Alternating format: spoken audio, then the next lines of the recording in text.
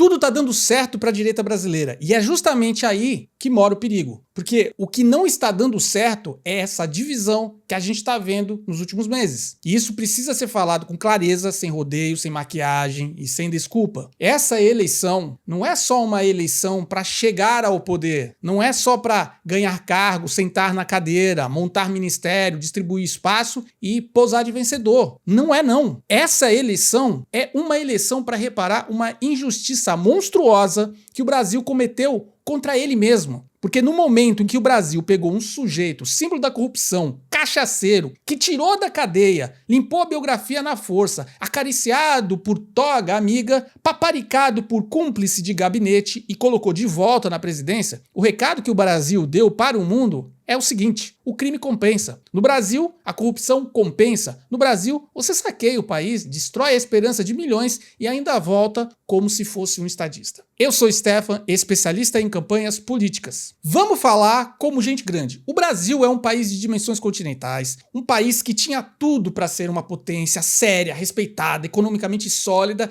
mas o que a nossa história mostra? Saque, pilantragem, canalice, institucionalizada, um país que depois de 500 anos continua sendo roubado. E não só o roubo do cofre público, não é esse roubo, é o roubo da esperança, o roubo da paz, é o roubo da felicidade do brasileiro comum. E aí, por um milagre político, moral, aparece a possibilidade de sepultar de vez essa desgraça ideológica, esse socialismo nojento, perverso, parasitário, que só produz miséria, censura, mentira e dependência. E o que a parte da direita resolve fazer? Brigar por espaço, brigar por vaidade, brigar por projeto, brigar por pedaço de poder como se tivesse tudo resolvido. Nós já tivemos, em menos de 3 meses, disputa interna para saber quem seria candidato da presidência da República, disputa para saber quem ia ser governador de estado, ainda continua tendo, disputa interna para saber quem vai ser senador, disputa interna para tudo. A única coisa que a gente não tá vendo com a mesma força e mesma intensidade é todo mundo se juntando para derrubar o PT. E isso é um escândalo, porque o tempo tá correndo. Eu disse há mais de um ano que este ano seria um ano extremamente curto. Curto por quê? Porque o país já vinha afundado em escândalo, curto porque o desgaste desse desgoverno já estava consumado,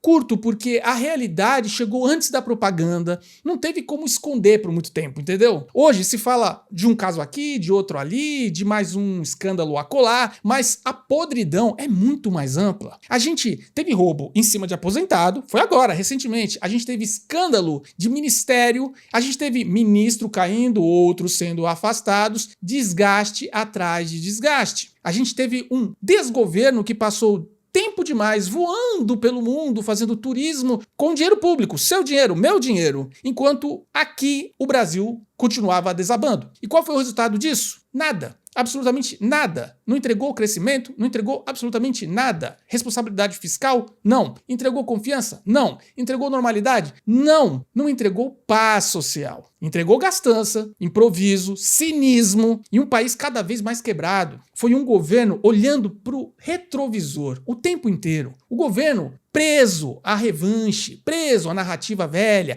preso num discurso mofado, governo como se ainda tivesse em palanque do sindicato dos anos 80. Enquanto isso, o Brasil ficando para trás. O empresário foi ficando para trás e outros foram saindo do Brasil. E o resultado está aí. Contas públicas apodrecidas, credibilidade indo pro ralo e um Estado que pode chegar em 2027 numa convulsão séria. Não é exagero, é consequência. Quando você junta populismo, irresponsabilidade, corrupção, aparelhamento e vaidade ideológica, a conta chega uma hora ou outra e quando chega, não cai no colo do ministro. Cai no colo do povo. Então, o nosso objetivo não pode ser pequeno, não pode ser só tirar o PT. Tirar o PT é obrigação, é o começo. O nosso objetivo tem que ser maior, é reerguer a confiança do brasileiro, porra! É devolver a esperança para as próximas gerações, é reorganizar o Estado, salvar as contas públicas e dar ao país a chance de voltar a ser um lugar minimamente sério. É por isso que essa disputa interna é tão repugnante, porque a coisa é muito maior do que o ego de deputado, projeto de senador, ansiedade de governador e a vaidade de quem se acha herdeiro de alguma coisa. O Brasil está em jogo e tem gente se comportando como criança como síndico brigando por vaga de garagem. E aqui tem uma verdade que precisa ser dita sem medo. A direita no Brasil só passou a existir de fato como força popular de massa quando Bolsonaro surgiu. Antes disso, existiam nomes isolados, figuras importantes, vozes corajosas, inspirações. O Dr. Enéas, por exemplo, é uma referência para muita gente, sem dúvida.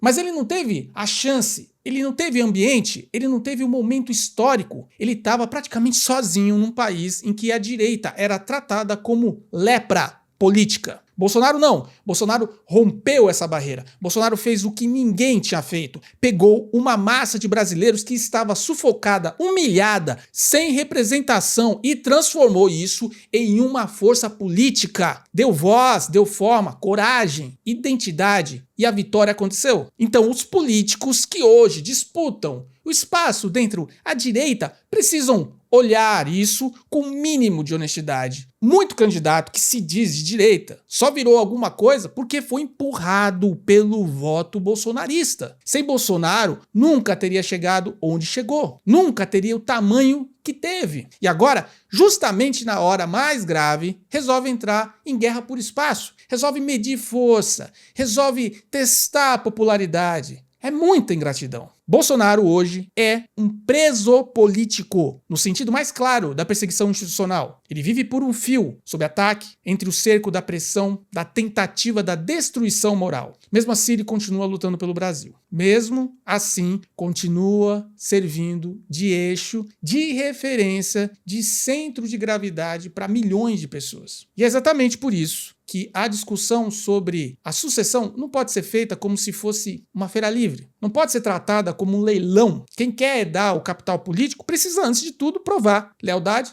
firmeza e capacidade para sustentar. Por quê? Não basta puxar voto. Tem que aguentar a pancada. Tem que ter coluna para isso. Tem que ter coragem para não vender o legado na primeira oferta de Brasília. A cada pesquisa que sai, alguns movimentos vão ficando mais claros. A cada semana que passa, o desgoverno sangra mais. A cada semana que passa, Lula e Biden da Silva dá sinais de desgaste, cansaço, dificuldade de sustentar sua própria permanência. E do outro lado, quanto mais o país afunda, mais fica evidente que a direita tem a obrigação de se organizar de verdade. Mas não, tem gente ainda brincando de projeto pessoal, tem gente ainda fazendo cálculo mesquinho, tem gente ainda querendo cavar espaço no meio do incêndio. Isso é ridículo, é pequeno, é uma coisa de gente que não entendeu a gravidade do momento. O país está sangrando com escândalo de corrupção, com irresponsabilidade fiscal, com descontrole das contas. Ele está sangrando com a sensação de impunidade e de perseguição política. E tudo que a direita não pode fazer agora é se dividir. Se dividir agora é ajudar o PT. Se dividir agora é prolongar a vida desse desgoverno. Se dividir agora é sabotar o Brasil. Então a pergunta é muito simples. A direita quer vencer ou quer brincar de vaidade até perder? Quer reconstruir o Brasil ou transformar a eleição mais importante das últimas décadas numa guerra de egos? O tempo está passando. E a história não perdoa gente pequena em momento grande. Se você curtiu esse vídeo, eu vou pedir para que você comente, me fale de onde você está assistindo esse vídeo e como é que tá a direita aí, no seu estado, na sua cidade. Eu quero saber. E se você ainda não é inscrito no canal, vou pedir para você, me ajuda aí, ô! Se inscreve nesse canal. Que Deus abençoe a vida das pessoas que você ama. Que Deus salve o nosso amado Brasil.